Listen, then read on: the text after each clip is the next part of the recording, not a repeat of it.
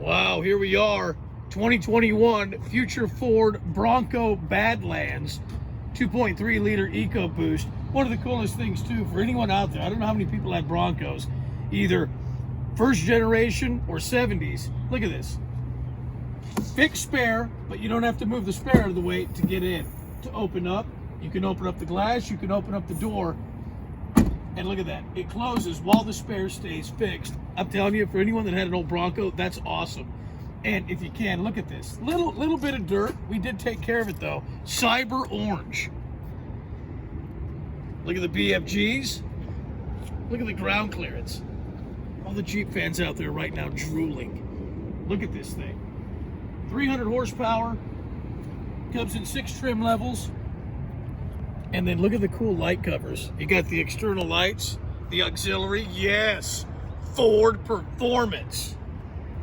And look at the front too. I love this. This is one old school thing. You can see the camera here, but look at the white Bronco letters on that gunmetal gray grille. Look at this bumper. Look at that. Yes.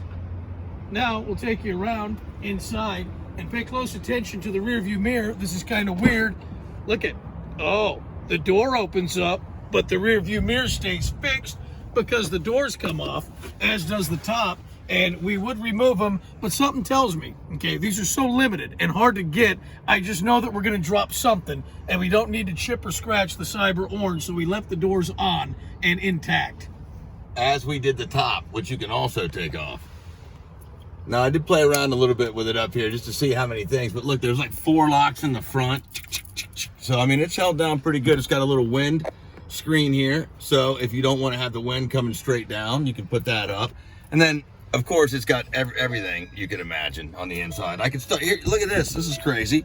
For those that have never seen a standard, you do have to push the clutch in to start it, because if you just hold the brake down like you do with most cars, nothing. Pretty crazy, huh?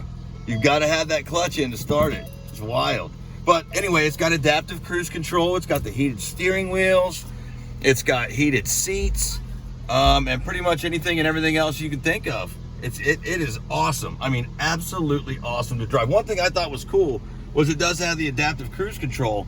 And it's been so long since I've driven a standard vehicle, and to put cruise control on when you've got a stick shift is just weird feeling, man, after all this time. It was really odd, but it was fun. If you go down to the middle, look where the window buttons are to roll the windows up and down, because the doors are removable.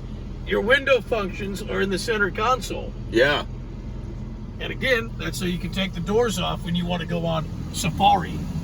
You hear about all the G.O.A.T modes that it has, and you switch to those right down here, and it's got a bunch of them, man. You can go from normal, where I have it right now, all the way to eco, and you can run through the whole, let me get that off the screen for you, through the whole gambit of them. There's slippery, mud and rut, sand. I mean, it's cool. It's got Baja, and then of course it's got your rock crawl, which you'll hear Dog talk about.